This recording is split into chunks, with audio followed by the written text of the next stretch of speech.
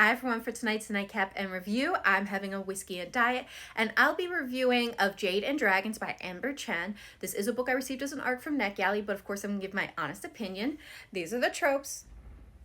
And these are the content warnings. There are no content warnings listed in the book, but these are things I found as I was reading the book just to make you aware of what you will find if you choose to read it or if your child would like to read it, because the marketed age is 12 to 17 on Amazon. Of course, older people can read it as well, but that is the targeted market. So if you choose to have your child read it, those are the things they will be exposed to, as well as there is a romance subplot. It is not the forefront. It is not super heavy in my opinion. And I would say that if I remember correctly, there's nothing past an occasional kiss. And even then it was like 1 or 2 times. So they're not going to be exposed to anything explicit if your 12-year-old, say, wants to read this. And I found it to be an engaging book. I will certainly talk on it more. My rating for it was 3.5. We will certainly get into that more later on. But what's this book about? So this book is about Yang, who dreams of following in her father's footsteps and joining the Engineers Guild. Unfortunately, she is unable to due to her gender. So instead, she spends her days coming up with inventions, testing them all out under the supervision of her father.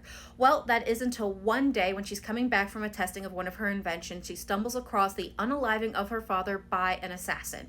All she has left to remember him by is a journal that he had told her to find and destroy, as well as the pendant of the man who unalived her father.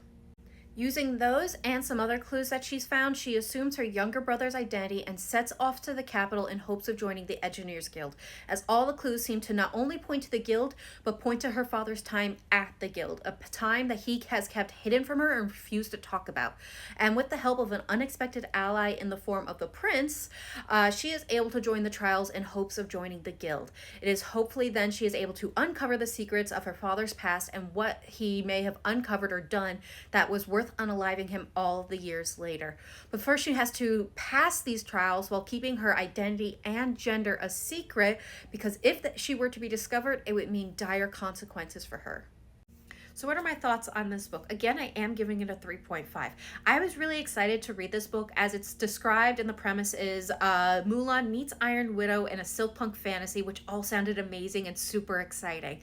And there were things I did enjoy. I did enjoy the characters main and side, with the female main character being the most engaging for me, and I did find her compelling as for her journey and what she was going through.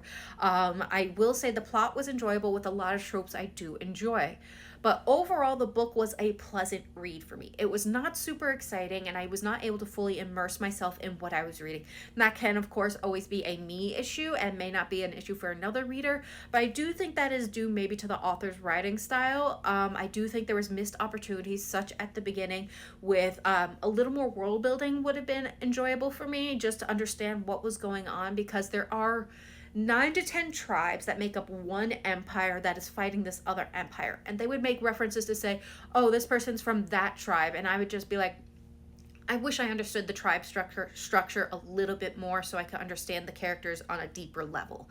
And the author's writing style, I felt at times, was surface level. And there were missed opportunities to truly get into the depths of things to make it more engaging and get me more invested into what was going on, especially when you consider she's going through these trials that, if I calculate everything correctly, there are 3 trials over the span of 6 months with classes in between in this high competition setting that is maybe 1 spot is available into this Engineers Guild.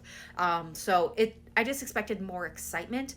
And again, it's over the span of 6 months, but it really felt like a month at most, maybe even a couple days. I didn't feel like I was in the trenches with the characters as they were going through these trials. So for me, that was a missed opportunity. Overall, I did enjoy this book and found it to be a pleasant read, and I do think I understood what the author was trying to convey with their book, which is the consequences of ambition and the creations we sometimes make, and how the 2 of those, when combined, can cause everlasting and devastating consequences, which makes sense as these are engineers who are coming up with these creations that will eventually go towards a war effort. So there were a lot of morality questions that came up towards the end of the book, and it was definitely made it more compelling.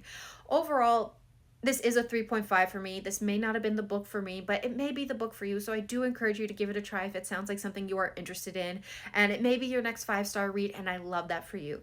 This book will be available June 18th, so give it a try if it sounds like something you would like. And I hope everyone has a good night and happy readings.